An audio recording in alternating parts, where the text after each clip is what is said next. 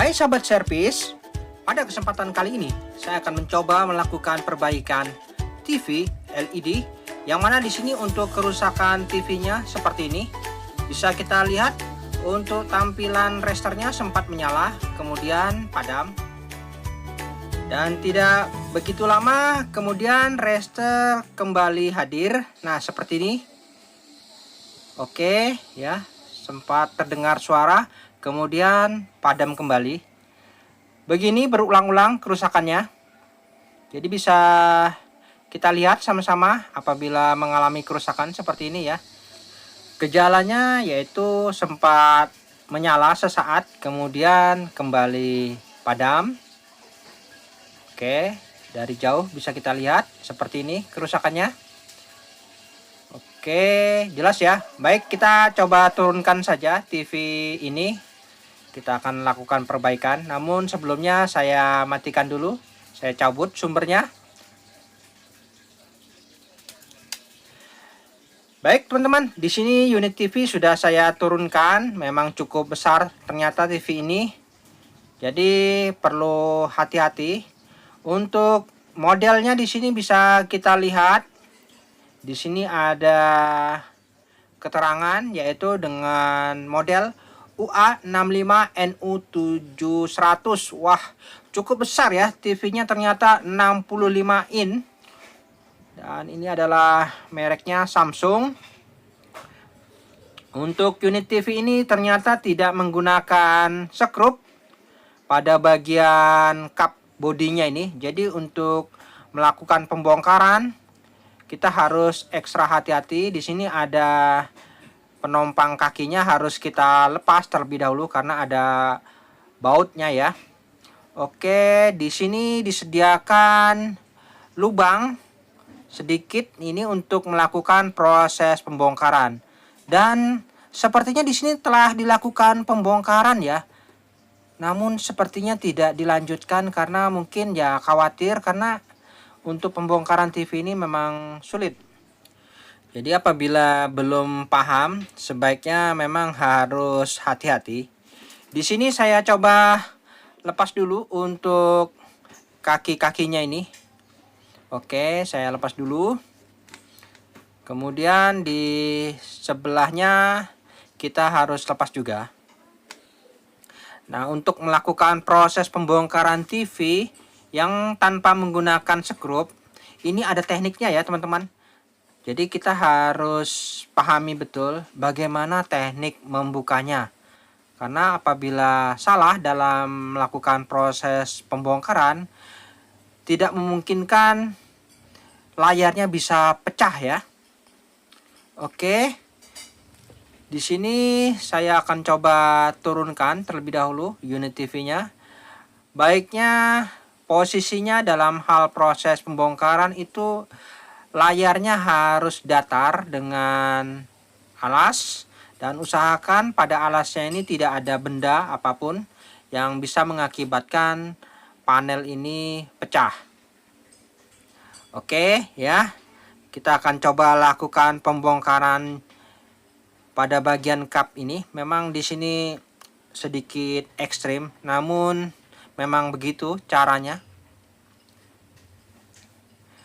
Baik, yang pertama kita coba siapkan obeng ya. Di sini ada obeng kecil.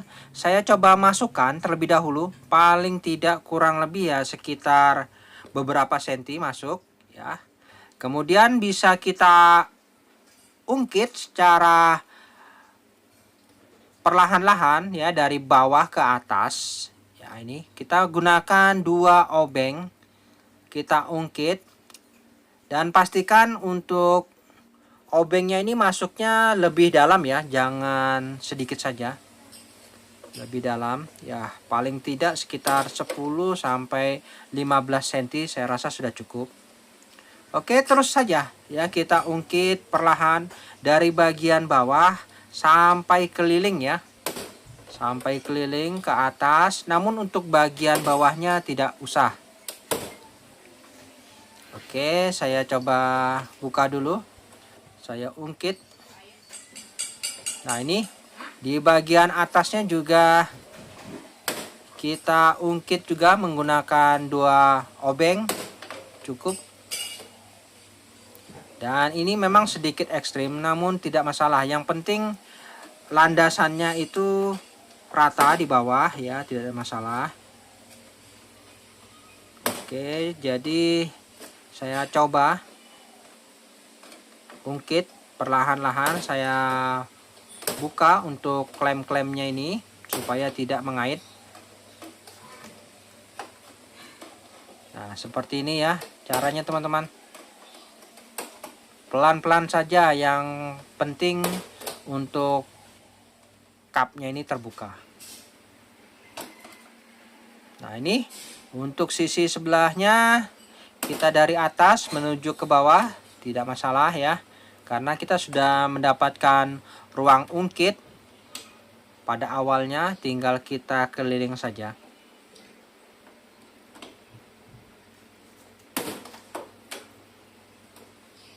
Oke, tinggal sedikit lagi di sini pelan-pelan ya. Jadi untuk bagian bawahnya ini ada kabel fleksibel kop ya. Jadi kita tidak perlu mengungkit di bagian bawah, sangat beresiko. Jadi untuk proses pengungkitan hanya di bagian kanan, kiri dan atas saja, tidak ada masalah ya. Oke, tinggal satu lagi di sini ada yang masih terkunci klemnya sampai bunyi krek gitu ya. Oke, sudah terbuka semua untuk pengaitnya, tinggal kita angkat dari atas ya. Otomatis untuk bagian bawah akan langsung terbuka ini teman-teman. Oke, kita coba angkat saja perlahan-lahan. Untuk bagian atas kita naikkan. Nah, seperti ini. Jadi secara otomatis di bagian belakang akan terangkat. Nah ya, seperti ini.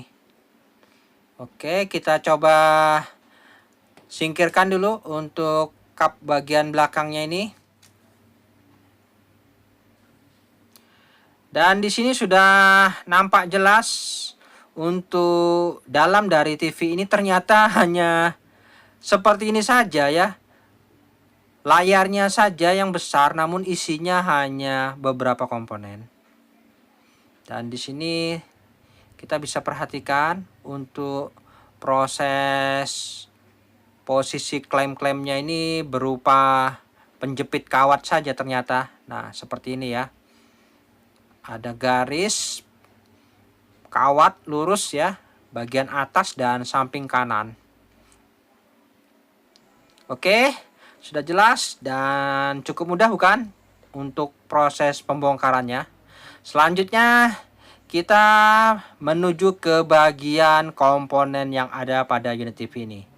Yang pertama, di sini kita bisa lihat untuk blok power supply-nya seperti ini.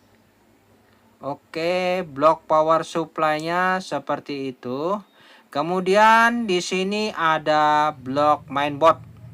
Nah, seperti ini blok mainboard-nya. Dan untuk blok mainboard ini sudah menyatu dengan board T-con. Oke, ada 2 kabel fleksibel. Nah, seperti ini saja ya. Ternyata hanya 2 board saja pada unit TV yang sebesar ini. Dan untuk melakukan proses perbaikan TV yang mengalami kerusakan seperti ini, kita akan coba lakukan pengecekan terlebih dahulu. Yang mana unit TV saya coba pasang untuk soket sumbernya.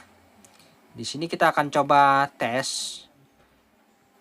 Kita hidupkan ya. Saya akan coba berikan sumber dan perhatikan untuk lampu backlight di bagian belakangnya ini akan nampak terlihat menyala. Nah ya, nampak menyala.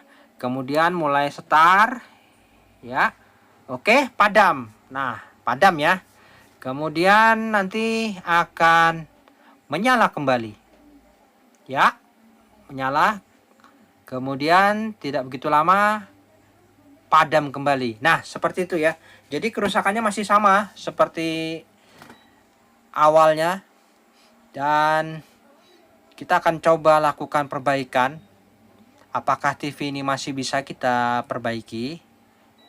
Dilihat dari harganya, TV ini lumayan mahal teman-teman ya, kurang lebih sekitar 10 juta. Baik, di sini saya coba siapkan multitester. Kita akan coba lakukan pengukuran. Pada saat TV ini mati hidup, kita akan coba lakukan pengukuran. Yang mana di sini untuk probe negatif saya pasangkan di ground. Kemudian untuk proses pengukuran cukup mudah ya untuk jenis TV ini. Yang mana kita harus pastikan dulu untuk tegangan 3,3 volt pada bagian panel itu tidak putus. Ya, di sini ada pin kaki 1 pada kabel fleksibel.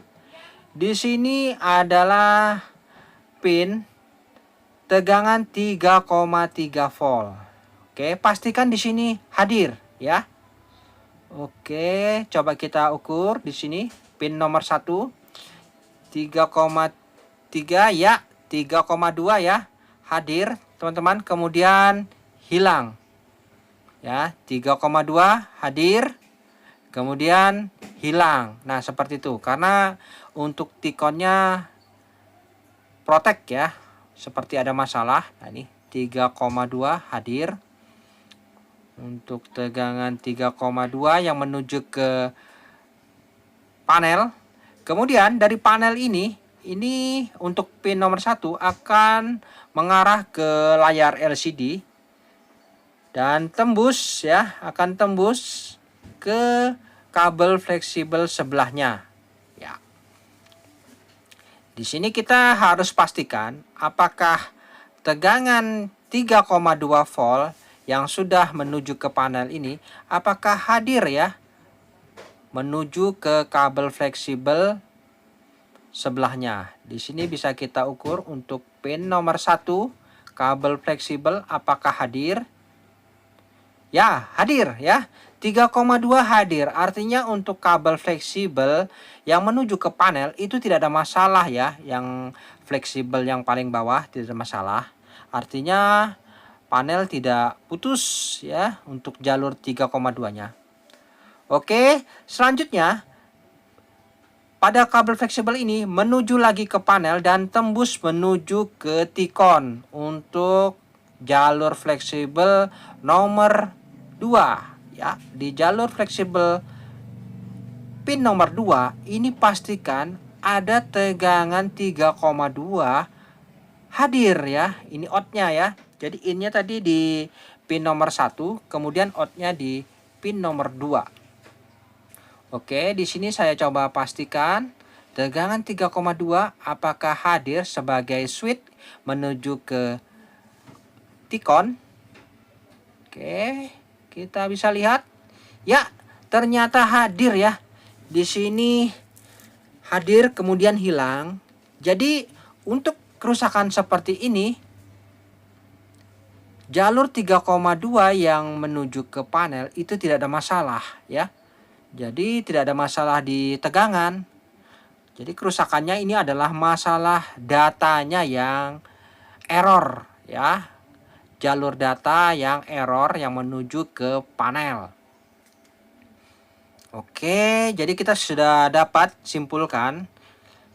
Oke, saya cabut dulu sumbernya, kita matikan. Jadi sudah dapat disimpulkan bahwa kerusakan ini bukan pada tegangan wajib, namun kerusakan pada jalur datanya ya. Nah, untuk jalur data di sini kita bisa pastikan yaitu di antara kabel fleksibel atas dan bawah ini. Biasanya yang sering masalah yaitu di bagian atas. Oke, kita coba spekulasi. Di bagian atas, di sini untuk jalur datanya ini, kita harus lakukan penutupan. Yang mana di sini, di pin nomor 2, itu jangan sampai tertutup ya. Karena untuk jalur 3,2 itu wajib hadir ya. apabila jalur pin nomor 2 ini sampai tertutup, maka T-Con tidak akan bekerja. Oke, untuk melakukan proses penutupan jalur, di sini saya coba siapkan isolasi. Oke, di sini saya memiliki lakban isolasi. Sengaja saya sediakan lakban yang berwarna coklat, oranye gini, supaya untuk proses tutorial ini lebih jelas ya. Karena apabila fleksibelnya berwarna bening nanti tidak nampak ya. Oke, di sini bisa kita coba ambil sedikit ya, kurang lebih sekitar setengah senti. Ya, saya coba potong sedikit, saya hanya perlu sedikit saja ya. Kurang lebih sekitar ya 1 senti lah ya, 1 senti cukup di sini. Saya coba ambil sedikit, kurang lebih sekitar 1 senti. Jadi saya coba lakukan penutupan jalur kurang lebih 1 senti. Oke, di sini saya sudah siapkan isolasi guna untuk melakukan penutupan jalur. Kurang lebih ya, kurang lebih sekitar 1 senti. Nah, untuk melakukan proses penutupan jalur, di sini kita coba sisakan ya jalur yang pertama itu kurang lebih sekitar 7 jalur ya. Oke, 7 jalur. Di sini jadi saya tutup setelah 7 jalur. Nah, ini saya coba tutup saja, dan ini sifatnya acak ya, bebas saja nutupnya, ini mau berapa pin tidak masalah. Yang penting untuk pin nomor 2 itu jangan sampai tertutup ya, karena itu adalah jalur tegangan 3,2 volt. Oke, seperti ini ya. Saya tidak tahu berapa jalur yang tertutup ini. Nanti kita akan coba hitung sama-sama setelah berhasil ya. Jadi ini kita coba dulu ya dengan melakukan penutupan beberapa jalur pin pada fleksibel ini. Apakah TV ini bisa normal? Oke, moga-moga saja ya teman-teman. Jadi kita tidak perlu susah payah dalam melakukan proses perbaikan TV ini. Oke, di sini saya akan coba pasang kembali kabel fleksibelnya ini. Dan untuk proses pemasangan dan pelepasan kabel fleksibel ini, pastikan TV kondisinya mati ya, jangan sampai menyala. Oke, sudah terpasang. Dan selanjutnya kita akan coba lakukan pengetesan ya. Moga-moga langsung berhasil teman-teman. Di sini setelah saya lakukan penutupan, saya akan coba lakukan pengetesan. Oke, saya coba berikan sumber. Kita bisa lihat dari lampu backlightnya saja ya. Oke, lampu backlight menyala ya. Menyala. Apakah protek? Yes, teman-teman, mantap. Ternyata tidak protek ya. Wah, sepertinya berhasil nih teman-teman. Namun untuk lebih pastinya, di sini saya akan coba lakukan pengukuran tegangan 3,2. Apakah tetap konstan, tidak menghilang ya. Yang pasti tegangan 3,2 harus standby menuju ke pin nomor 2 yang menuju ke blok T-Con. Oke, di sini saya coba ukur tegangan 3,2 apakah hadir? Ya, hadir teman-teman. 3,2 stabil, tidak hilang lagi, artinya TV ini menyala ya teman-teman.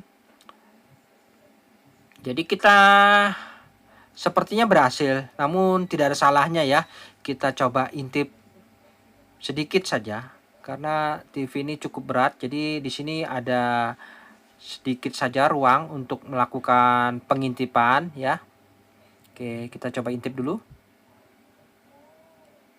Kita bisa lihat pelan-pelan. Iya. Oke, teman-teman. Di situ nampak jelas ada tulisan sumber ya, jelas sekali tulisannya nih. Sumber berarti tidak ada sinyal masuk ya. Dan nampak jelas rasternya di sini nampak bening ya. Oke, tanda baik ini teman-teman ya. Dan ternyata cukup mudah asalkan benar dalam hal melakukan proses perbaikan ya. TV ini sudah menyala. Oke, saya matikan dulu.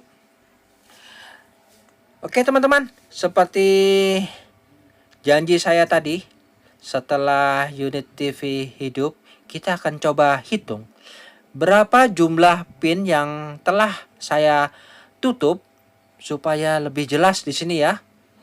Oke, bisa kita lihat secara langsung karena untuk melakukan proses penghitungan cukup mudah apabila sudah ada tandanya. Nah, seperti ini ya. Jadi untuk jalur yang dari sebelah kanan itu sebanyak 7 jalur. Baik, di sini saya akan coba hitung. 1, 2, 3, 4, 5, 6, 7. 7 jalur yang saya biarkan.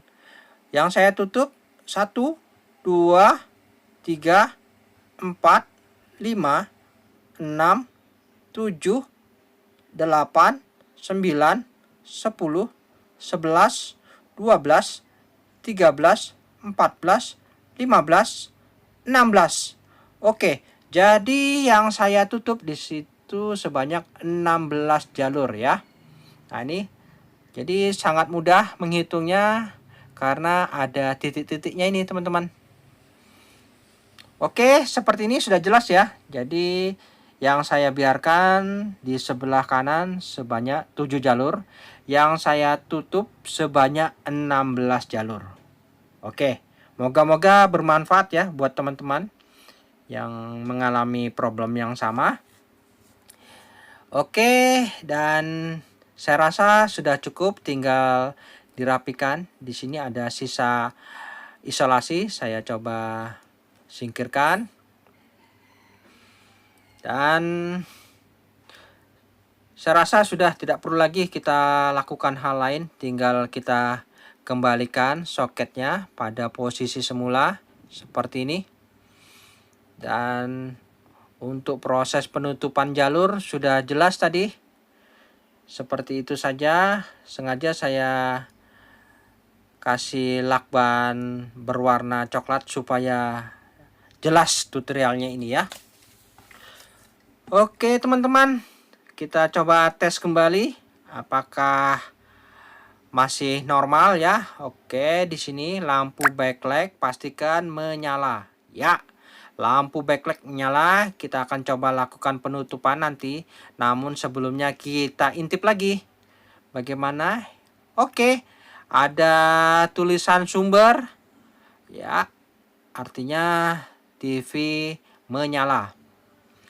Oke, saya coba cabut soketnya ini. Kita akan coba langsung lakukan proses penutupan cupnya ini ya. Baik teman-teman, di sini kita coba letakkan lagi unit TV di bagian lantai supaya rata. Kemudian kita akan coba lakukan proses penutupan. Untuk melakukan proses penutupan, caranya cukup mudah ya. Lebih mudah daripada proses pembongkaran. Yang mana di sini kita coba paskan dulu di bagian belakang ya. Hati-hati ya. Kita paskan benar-benar pas. Jangan dikunci dulu teman-teman. Jangan dikunci dulu. Pastikan sudah posisinya pas semua, baru kita lakukan proses penguncian. Jadi pastikan semua sudah benar-benar press tepat pada posisinya. Cek di bagian belakang ya, apakah sudah benar. Oke, apabila sudah merasa yakin benar, di sini tinggal kita tekan saja ke bawah ya. Oke ya. Tinggal kita tekan-tekan saja ke bawah pelan-pelan. Nanti akan terdengar suara klik-klik ya. Dan suara tersebut menandakan kap bagian belakangnya ini langsung terkunci sendiri secara otomatis. Nah, seperti ini ya. Oke, nampak jelas suaranya. Klik ya.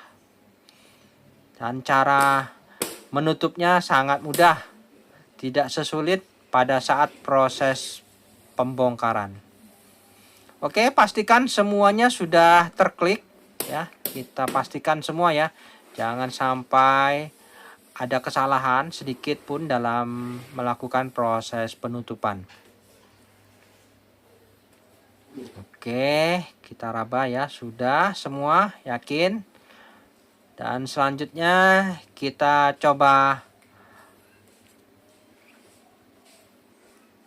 akan lakukan pemasangan kakinya ini ya.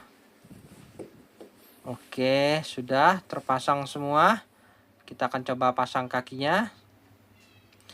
Untuk melakukan proses pemasangan kaki, kita memerlukan pengganjal lagi ya. Kita ganjal dulu unit TV-nya ini di bagian kanan kirinya ini supaya mudah kita dalam melakukan pemasangan kaki-kakinya ini.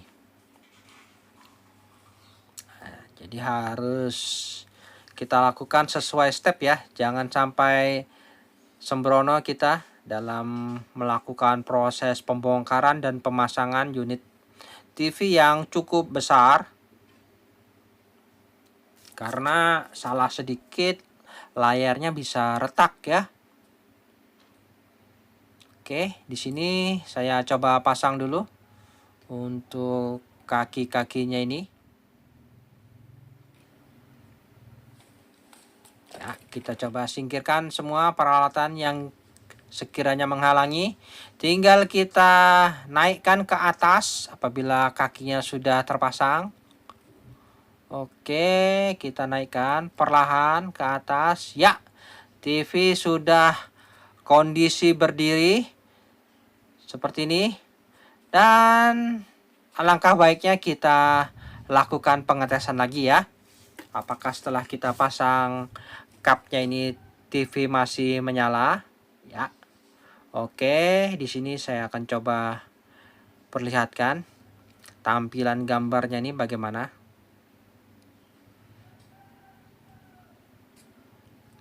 Oke, di sini ya, saya coba berikan sumber ya.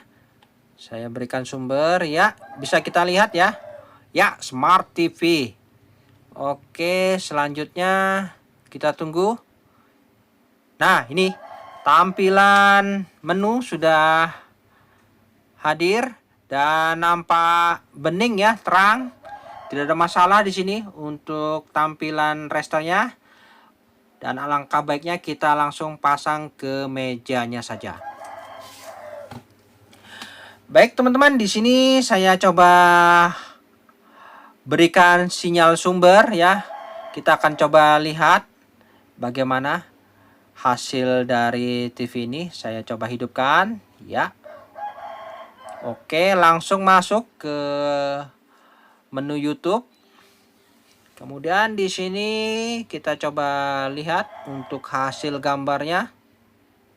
Ya, tunggu dulu. Ya, nampak jelas ya, bening ya. Mantap ini teman-teman.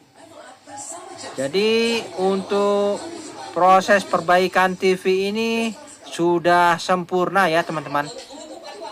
Baik teman-teman, sampai di sini dulu perjumpaan video saya dan kita akan ketemu lagi pada video-video saya selanjutnya. Sampai jumpa.